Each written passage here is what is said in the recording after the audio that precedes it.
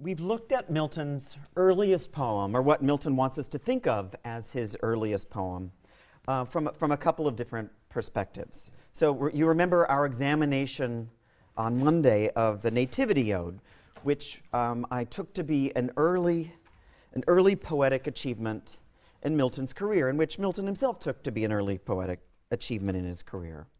But we also looked at the Nativity Ode as a poem or a kind of statement about the very nature of an early poetic achievement, and about Milton's sense of the nature of a poetic career in general. And I think this can be said, this is true of a number of Milton's earliest lyrics. The early poems are not merely brilliant literary exercises in and of themselves, although of course they are that.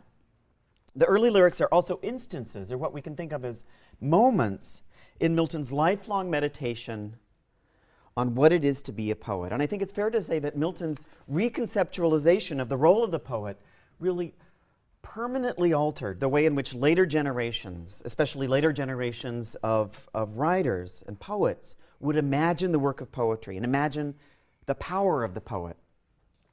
And I think in this respect, Milton's contribution to the Western literary imagination is really unparalleled.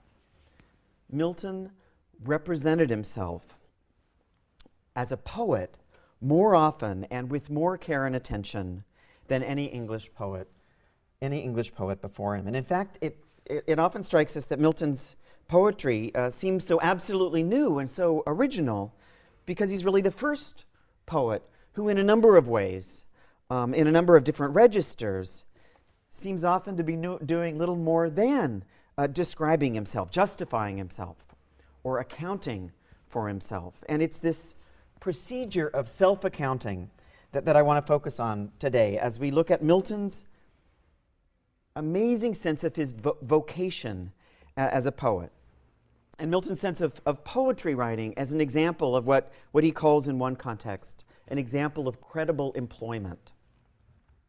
Now, Milton never writes a formal autobiography, but Milton's body of poetry and this enormous body of prose, most of it polemical prose, this stuff is littered with what are clearly recognizably, explicitly autobiographical passages. And the degree to which you find yourself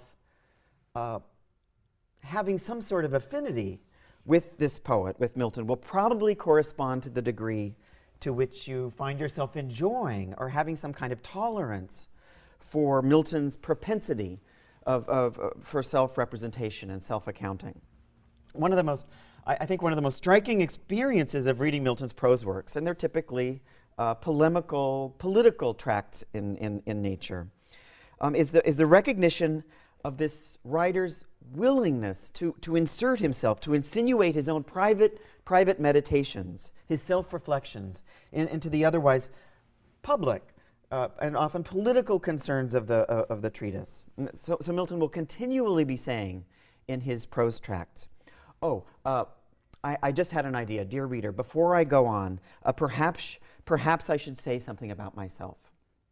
And I need to explain something to you about where I'm coming from. You wonder who I am to tell you this. Let me give you an account of myself, and let me establish the reasons why you need to go on listening to me and why you should believe my position on this or that political or ecclesiastical topic. It's this drive to constant self-definition that becomes the characteristic feature of Milton's work for later generations. The Romantic poets like Blake and Wordsworth and Shelley and Keats in the 19th century are continually looking back to just those moments in Milton. Milton's method of self-justification and surprising self-assertion. And because it was precisely in Milton's exercises in autobiographical writing that a crucial element of literary practice gets established. And that's the element of the poet's meditation on the meaning of his vocation as a poet. And Milton is magnificently free of the pressures of modesty and reticence. And that freedom, the liberation from that burden, also becomes an enormous part of his appeal for later generations of writers.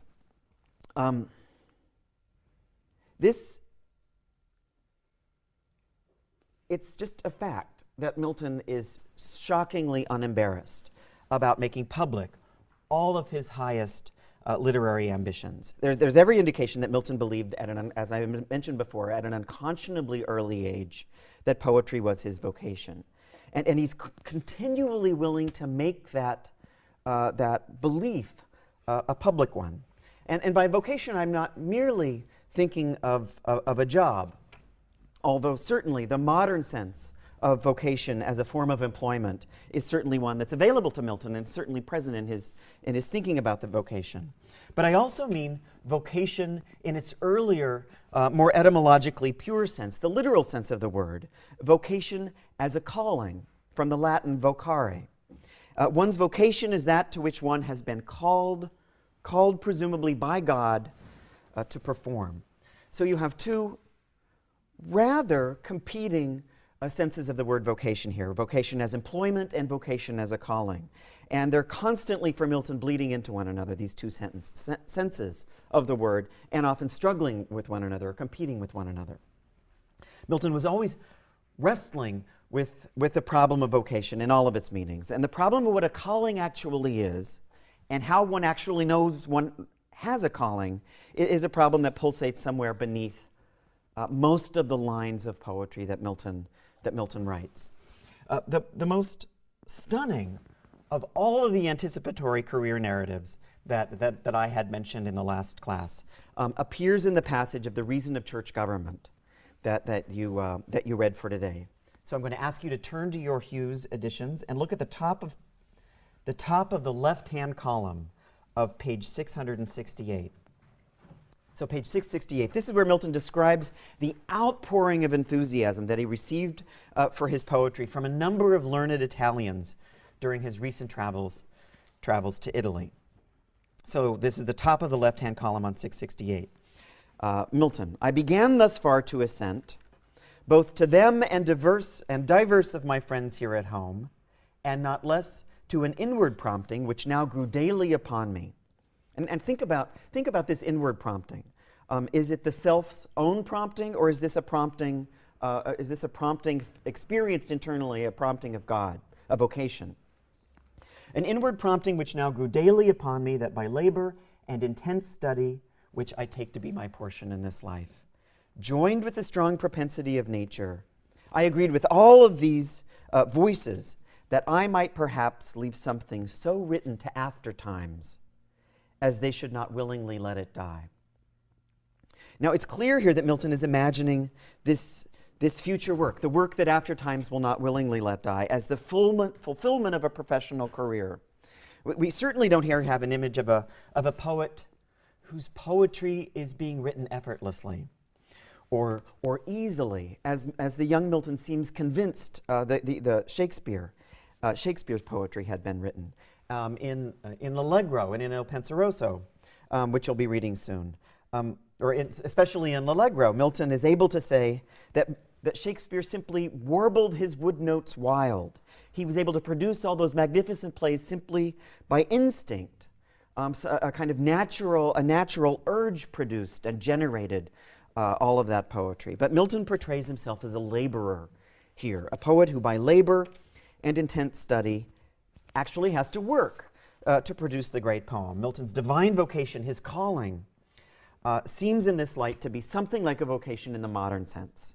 It's a job that exacts work or labor.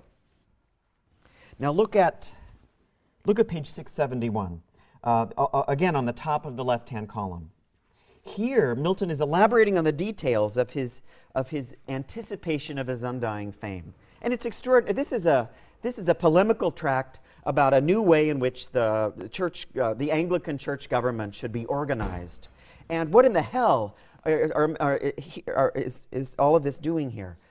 Milton's reporting to the English people how he imagines his future literary fame. It's extraordinarily and wonderfully inappropriate. Milton, so Milton's not making just any idle suggestion that he will write a poem that future generations will find themselves incapable of forgetting. This is the left-hand column on 671. Neither do I think it shame to covenant with any knowing reader that for some few years yet I may go on trust with him toward the payment of what I am now indebted, as being a work not to be raised from the heat of youth or the vapors of wine, like that which flows at waste from the pen of some vulgar amorist or the trencher fury of a rhyming parasite. Out of nowhere, you get this sense of anger on Milton's part, and this kind of contempt that he feels, and he will feel for the rest of his life, of his contempt of his poetic competitors, his contemporary poets, all of whom are vulgarians in this characterization. Nor to be obtained by the invocation of Dame Memory and her siren daughters. These are all forms of poetic inspiration that Milton is declaring he is rejecting here.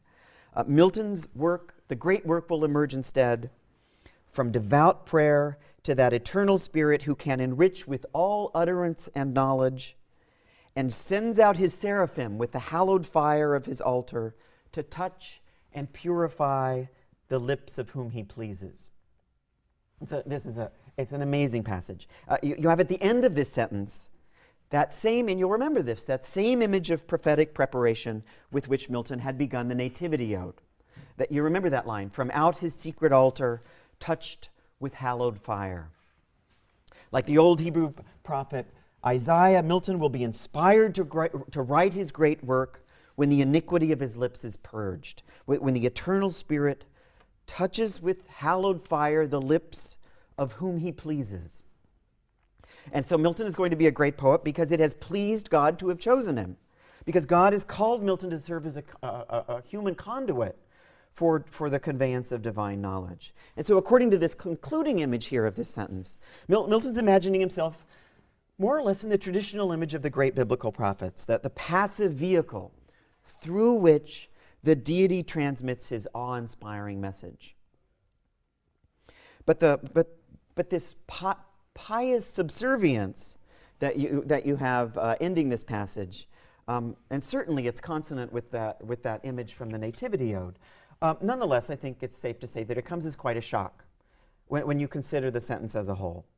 Milton had begun the sentence not with calm prophetic certainty about his divine vocation.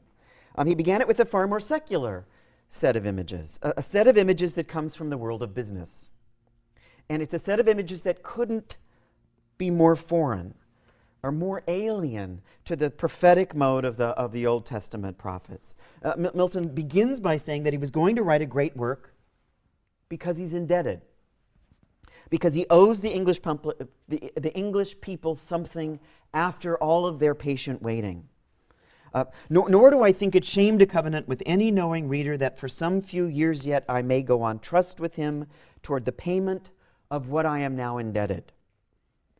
And according to this image of the vocation of the poet, Milton isn't claiming divine inspiration at all. He's making a deal. Milton makes a covenant with the reader. It's as if he's signing a contract because he's asking for credit here. Please let me borrow.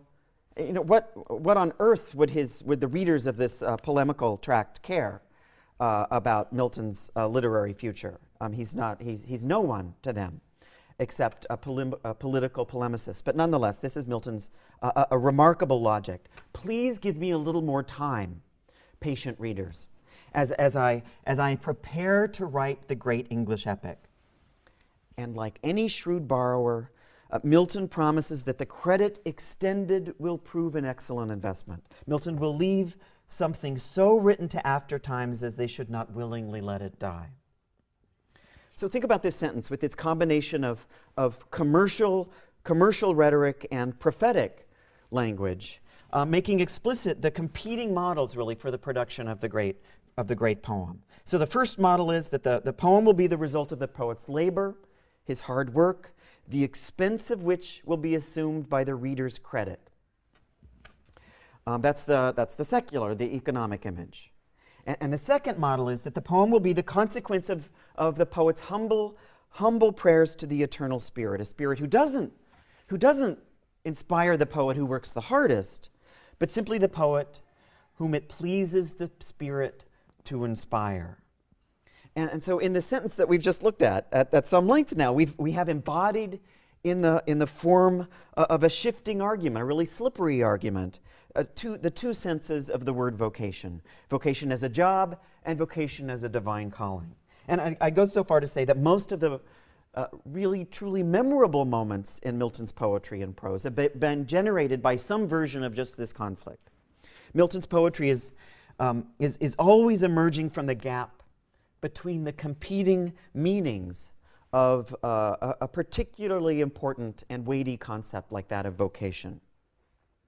Now, to some extent, we shouldn't find ourselves surprised that we see at the heart of Milton's statement and anticipating his future greatness something of a contradiction concerning the idea of a vocation. It's just this uncertain status of the whole raft of ideas associated with vocation that really fissured and fractured the spiritual lives of countless 17th century Puritans. Milton is inheriting here an enormously rich tradition of thought on this subject. According to the 16th century Protestant theologian Jean Calvin, a Swiss theologian, or actually French, but he lives in Geneva, God chooses us, God elects us for salvation and damnation. We ourselves, of course, have no choice whatsoever in the matter. And this belief that's called Calvinist predestination is really at the heart of mainstream English Puritanism at this point.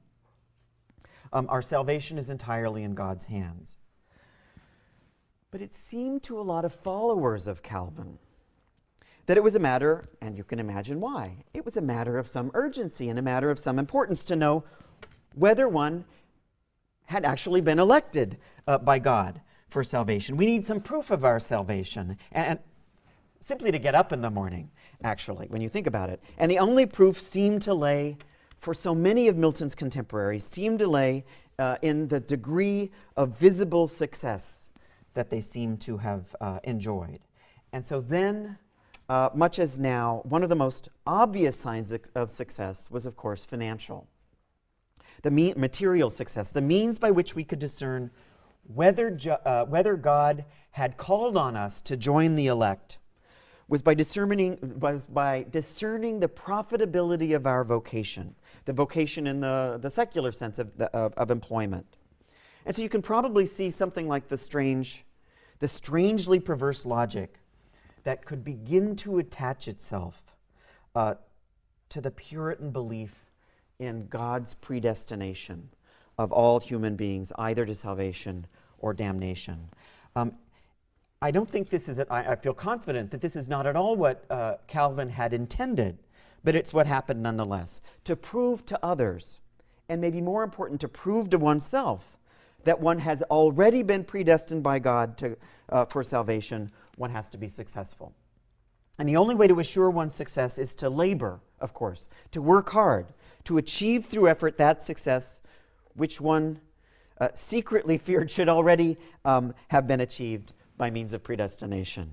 Obviously, there's an irrational inversion of cause and effect here. And it's a magnificent paradox. God chooses us based on no work of our own, but we find ourselves working as hard as we possibly can in order to demonstrate to ourselves that we have, in fact, already been chosen. According to the German, the absolutely brilliant German sociologist Max Weber, the founder of the discipline of sociology, who pioneers the study of the sociological impact of Protestant theology at the beginning of the 20th century. It is precisely this backwards and cruel logic that's responsible for what and it's an enormous claim, essentially insupportable, but it's this backwards, crazily inverted logic that's responsible for the economic progress of the Northern Europeans. It's responsible for what Weber calls the emergence of the Protestant work ethic. So historians can, and in fact have, many times taken issue with a lot of Weber's historical claims. But he's invaluable, I think, for our purposes. in the understanding of Milton, and for a lot of the cultural business of the 17th century in general. The assumption among a lot of Reformation Protestants in Milton's day was that what God commands above all else is our labor, our investment. And God expects, after our labor and investment, that we have something to show for it at the end. It makes sense. That we have in some way profited.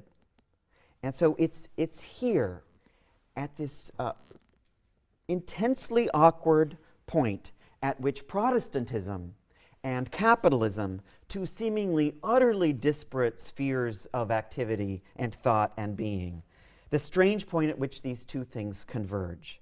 And it's at this intense intersection that we find John Milton. To understand the concerns of Milton's poetry, it is important, and I'm convinced it's important to understand this massive conjunction of economic and spiritual thought that's really at the heart of English Protestantism. But that's just a part of the story. There's also a more specific, a more local reason for which our John Milton was susceptible to this profit and loss rhetoric of Calvinist Puritan theology. Milton was the son of a banker, or well, actually banks didn't exist at this point in the 17th century. It's not until the Dutch invent banks late in the 17th century. But Milton was the son of what is the equivalent of a modern-day banker. He's what would have been called in the 17th century a scrivener or a goldsmith. A goldsmith was an early moneylender, and it was a perfectly respectable profession as far as bourgeois professions go. And John Milton Sr. has a pretty good living. But in practice, it's actually much more analogous, I would think, to what a modern-day pawnbroker does. So you would leave with John Milton Sr., the goldsmith, a portion of gold. And on the basis of that collateral, this is all the business of collateral loans, pawnbroking.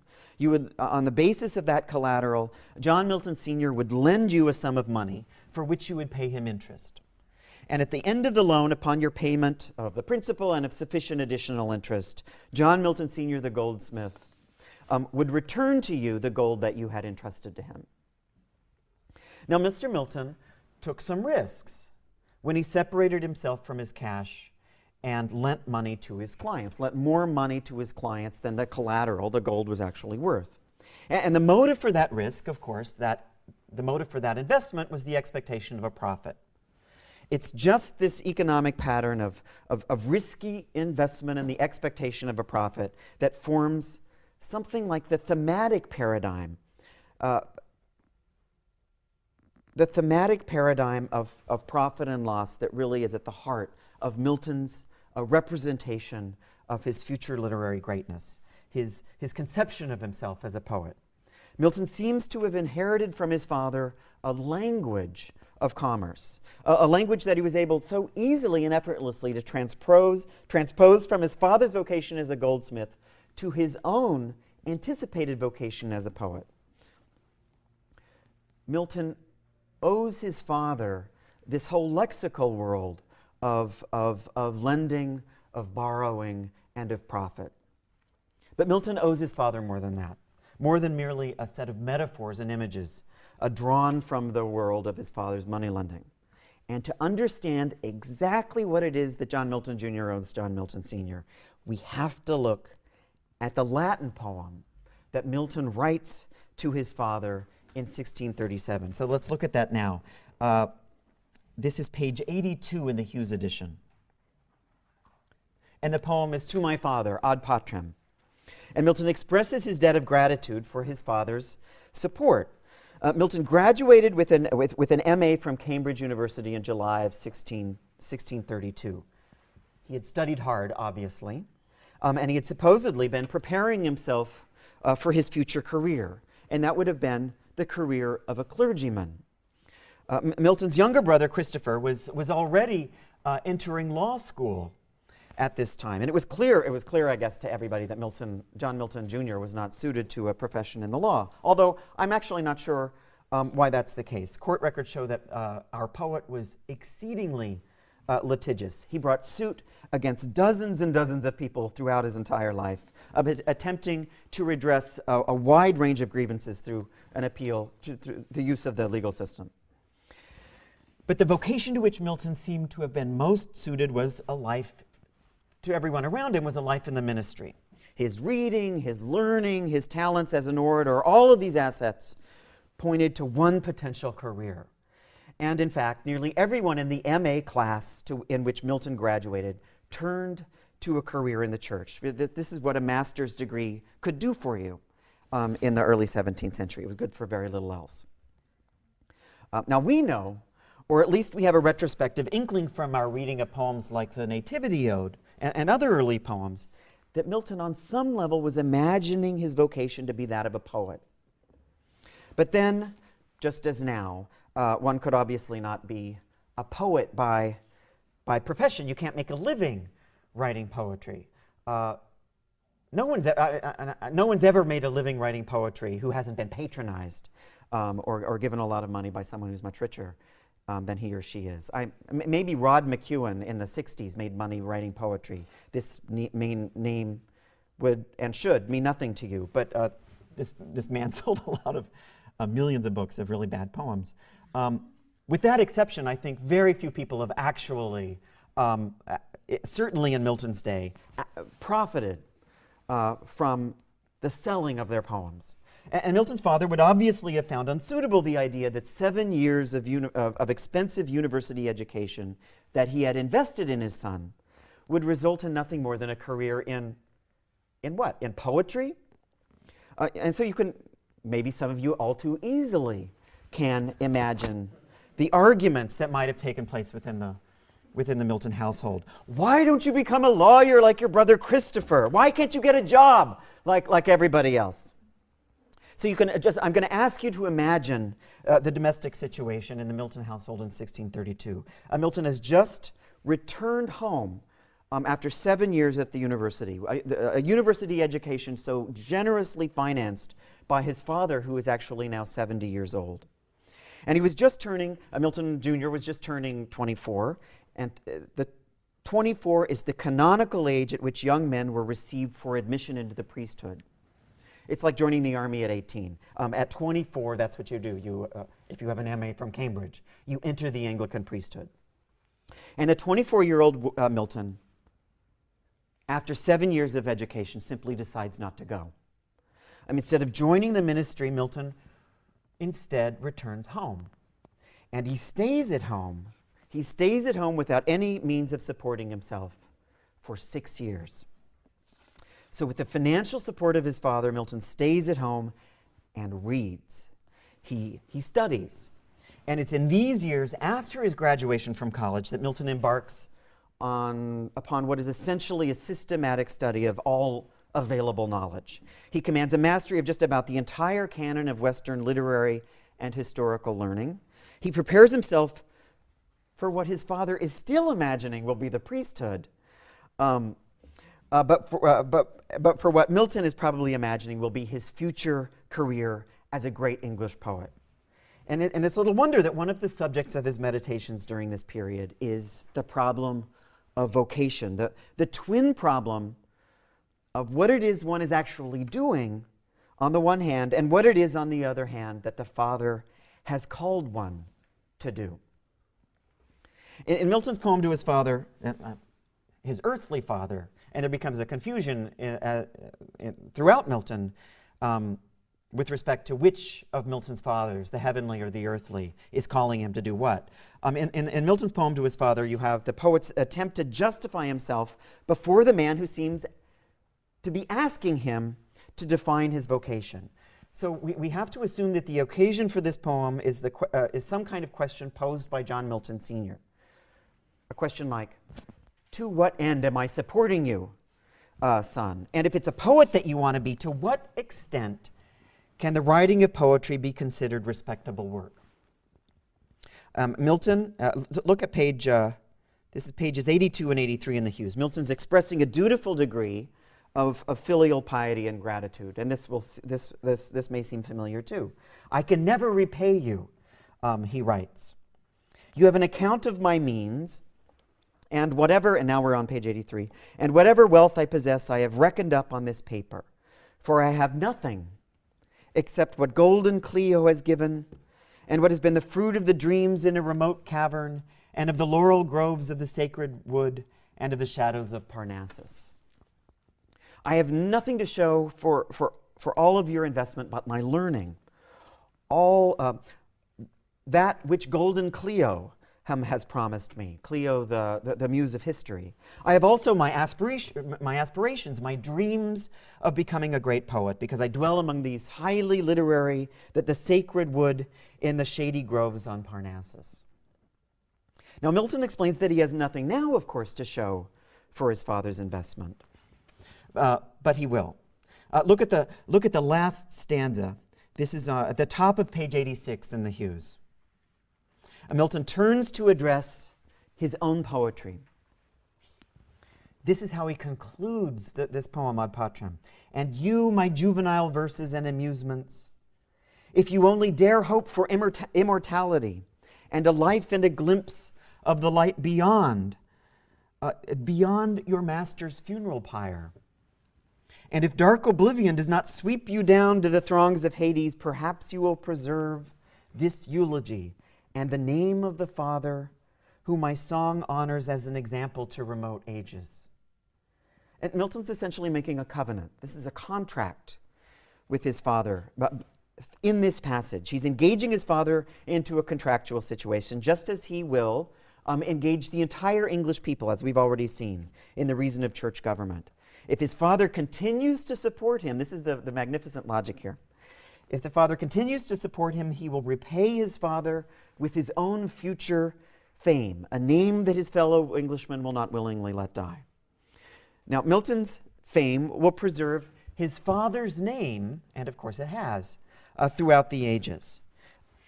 Needless to say, the satisfaction of John Milton Sr. Will have to be postponed to the great hereafter. He will not be able to reap the profit of his investment in his son's study until not only after his own death, but of course after his son's death as well. That's Milton's logic here.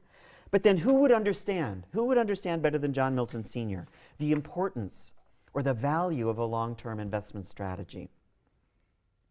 There's a tone of self-assuredness and of confidence and certainty in this poem that I have to say isn't always matched in the other works that Milton's writing in this same period. In most of the other writings that you've looked at for today, the weird Calvinist logic surrounding the idea of divine predestination makes it impossible for Milton to be that comfortable or that confident about the idea of a true poetic vocation. How can Milton know that he was really and truly called by God to be a great poet until he writes something? It's not a bad question. Until he has something actually to show for his talent. And how can Milton have anything to show for his talent until this is the logic, until he has patiently waited for God to inspire him to write? He can't know until he's been inspired to write, and he can't, of course, start writing until he's been inspired. And it's a peculiar but familiar double bind. It's a puzzle that proved infinitely anxiety-producing for the young Milton, and it's really the productive engine that keeps this extremely anxious poet going in the early years. It's just this double bind of vocation that's the subject of the Sonnet 7, How Soon Hath Time. That's the sonnet in which Milton laments the fact that he has turned 23 years old and has yet produced nothing that would indicate a shining poetic future. And so in that poem, and as in the other things that you read for today, Milton is attempting to understand the problem of vocation through this specific lens of Scripture. And that's what we're going to look at now. Nearly every conceptual problem available that was puzzled over in the 17th century could be processed and understood in some way in terms of a related problem in the Bible. Every conflict and contradiction within an individual or within the society at large could be interpreted by means of a related conflict or a related contradiction culled somewhere from the writings of Scripture. And for Puritans like Milton, there were some especially important moments in Scripture that could be used to tackle the problem of vocation. There were particular moments in the Bible that seemed best suited to answer this question. What is it that I'm supposed to do? And what does it mean actually to do anything? What does it mean to do anything in a world in which God seems to be so entirely in control of all of our doings and of our actions? Those passages of the Bible that seem to have been particularly useful for this dilemma were two parables from the New Testament. And those are represented in the packet. The parable of the talents and the parable of the workers in the vineyard. And you will soon be seeing innumerable ways in which these parables continue to creep up in Milton's verse. The language, and we could also think of it as the ideology of these parables, are constantly surfacing in Milton. And they provide something like a divinely authorized focal point for what I had mentioned earlier, this strange intersection of spirituality and economics. And I know it's a little difficult to read, but I included nonetheless in the packet the Geneva Bible. That's the great 16th century Puritan Bible.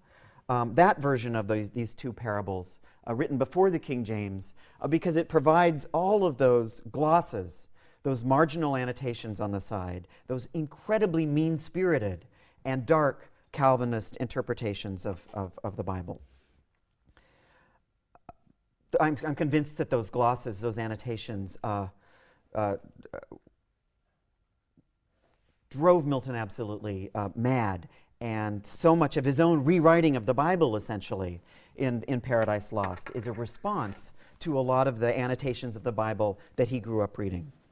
So the first parable that we have to look at is the one that instilled, without question, the one that instilled the most anxiety in Milton, and that's the parable of the talents from Matthew 25. So this is the parable of the talents. A master distributes his wealth to his servants. And the wealth is distributed in the form of a coin. And the name of the coin is translated in English with the word talent. And it's precisely the word here for this coin that gives us our modern word talent, which means a skill, of course, or a predisposition. Now think of that our word talent has its origin in this parable, should give you a sense of the extraordinary cultural weight that this parable has assumed. Okay, to one servant the master gave 5 talents. You remember the story. To one servant the master gave 5 talents, to another he gave 2, and to a third servant he gave 1 talent. When the master returns from his journey, he learns that the first 2 servants had wisely and piously invested their talents, and they had doubled their money. They had profited, and the master praises them.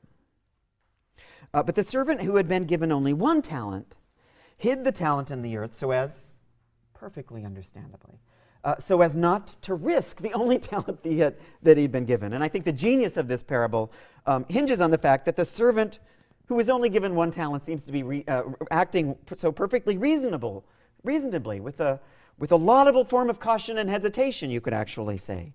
And so he explains to the master, I knew thou wast an hard man, which reapest where thou sowest not, and gatherest where thou strawest not. I was therefore afraid, and I went and hid thy talent in the earth. Because the servant had not been willing to spend the only talent that he had been given, the master instructs him to give his one and only talent to the man who now has 10. And the master concludes with an imperative that is surely one of the most terrifying utterances in the entire Bible. Cast therefore that unprofitable servant into utter darkness. There shall be weeping and gnashing of teeth. The conclusion of this parable seems so violent, perhaps, because the lesson to be learned from the parable is so uncertain. Milton seems to have been drawn to the parable as a way of understanding the expectations placed upon him by his master, actually his 2 masters, or his 2 fathers. There's first the earthly father, John Milton Sr., who had given Milton the talent of an expensive education, and then 6 years of additional heavily subsidized study. And there's also the Heavenly Father who had given Milton his rhetorical gifts and expected him to use them in some way for God's benefit. presumably to use them in some way beneficial to the church, the most obvious way being naturally the vocation of the ministry. And the parable is a horrifying one because it places such an unspeakable pressure on the interpreter to produce something, to show something for himself at the end of the day. And for Milton, whose temperament up to at this point inclined him obviously to hesitation, to postponement, and to merely the anticipation of profit, the pressure applied by this parable of the unprofitable servant may very well have seemed utterly unbearable. But there was another parable, another of Jesus' parables that also treated the problem of vocation.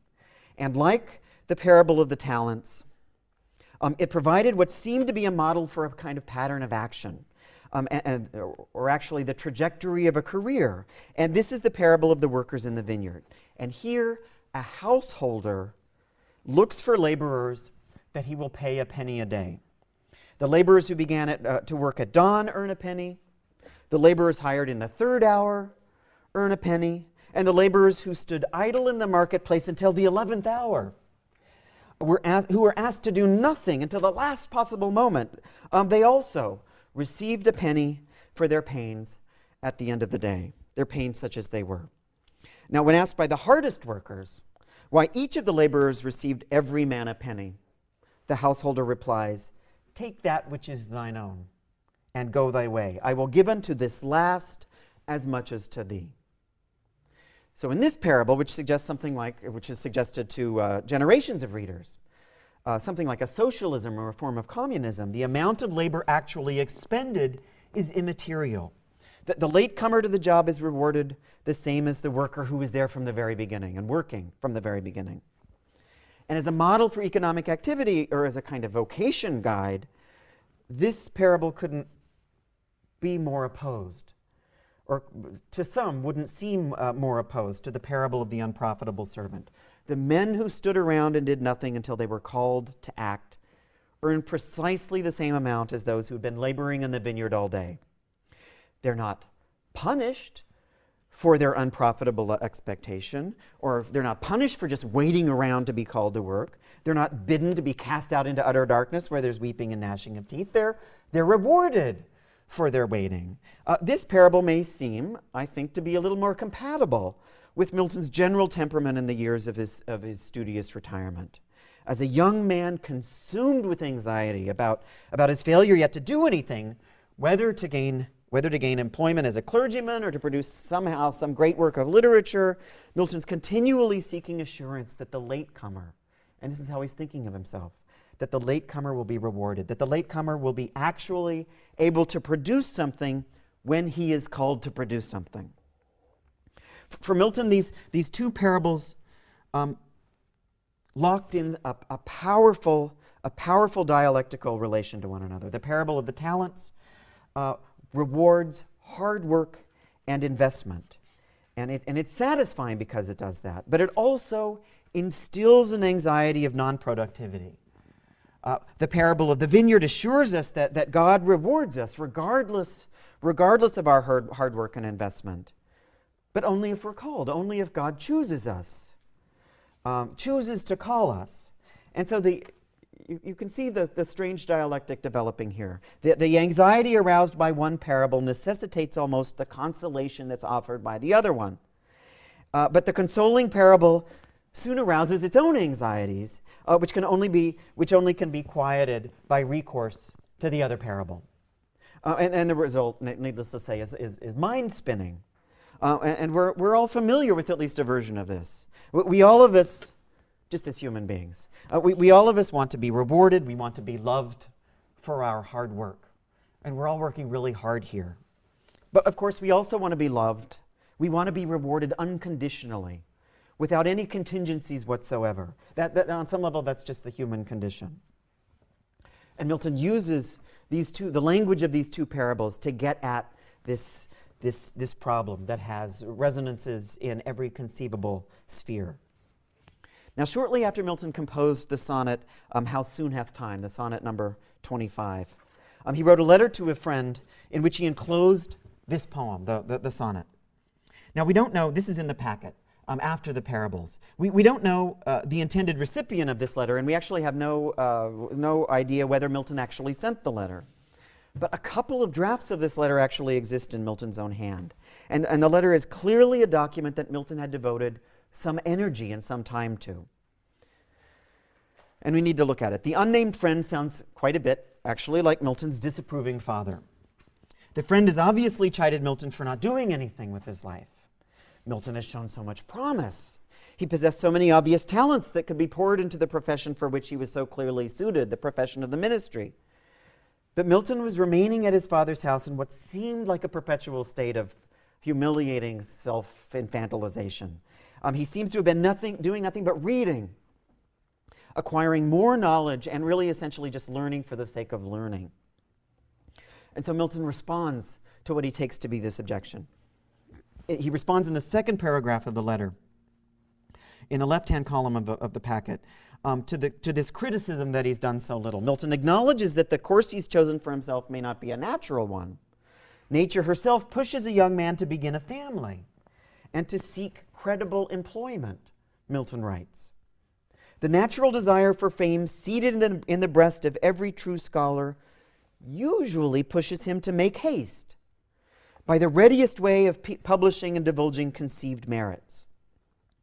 But it's just this making haste toward publication, writing something really great right now, that Milton's resisting here. He claims to be studying and learning rather than producing right now. And there's a problem with just studying and learning. And it's a problem that Milton can't avoid. It's possible that in merely reading and in merely amassing more and more knowledge, Milton's doing little more than the unprofitable servant in Matthew 25. It's possible that he's hiding his talent or burying his conceived merits deep within the earth. And it's this frightening possibility that Milton forces himself to engage head-on the implications of this parable. Look at in the packet near this letter near the top of the right-hand side of the page. Milton claims that his love of learning might seem to contradict the parable of the talents. The master had commanded his servants, of course, to do something, to show a profit in a due and timely fashion. But Milton wants his friend here to know that there's, of course, nothing to worry about. This is how Milton's mind is working overtime here. This is the argument. Milton's pursuing his learning. He's postponing his publication because it's his job really to consider the master's great commandment all the more closely. The point of the parable, Milton explains, this is an unbelievable misreading of the biblical text. The point of the parable is not that the servant should have invested his one talent just anywhere. The servant's problem was that he didn't take enough time. He didn't carefully consider the command, because a careful consideration of the master's command, and I'm quoting here, does not press forward as soon as may be to undergo, but keeps off with the sacred reverence and religious advisement how best to undergo, not taking thought of being late, so as to give advantage to be more fit. Unbelievable. You look at a passage like that in complete astonishment. Milton has invoked, of course, to his own detriment. What was he thinking? The parable of the unprofitable servant, the parable of the talents. But he invokes it to show that if one really reads it carefully enough, one can see that the lesson to be drawn has nothing whatsoever to do with the due and timely investment of one's talent. What this parable really teaches us is that we do best to wait. We do best to consider the command, to consider all of the possible investment strategies. Maybe we want to go into the ministry, maybe we want to go into poetry. Perhaps we want to write like Shakespeare, maybe we want to be a writer like the great Old Testament prophet Isaiah. But the last thing we should be burdened with, Milton's suggesting here, is the fear of being late. Now, I don't have to tell you that Milton has done a powerful violence to this parable in Matthew. Now, God only knows what this parable actually means. It's perfectly inscrutable as far as I'm concerned. But I think I can say with absolute certainty that one of its possible significances cannot be that the unprofitable servant should have waited to make his investment. Now, think of it. If Milton had been the servant, he wouldn't even have made it to the stage of burying this stupid coin in the earth. He would be consumed with the consideration of whether to bury it here or whether to bury it there. Or should he bury it 2 feet under, or maybe he should bury it 6 feet under. Now, we haven't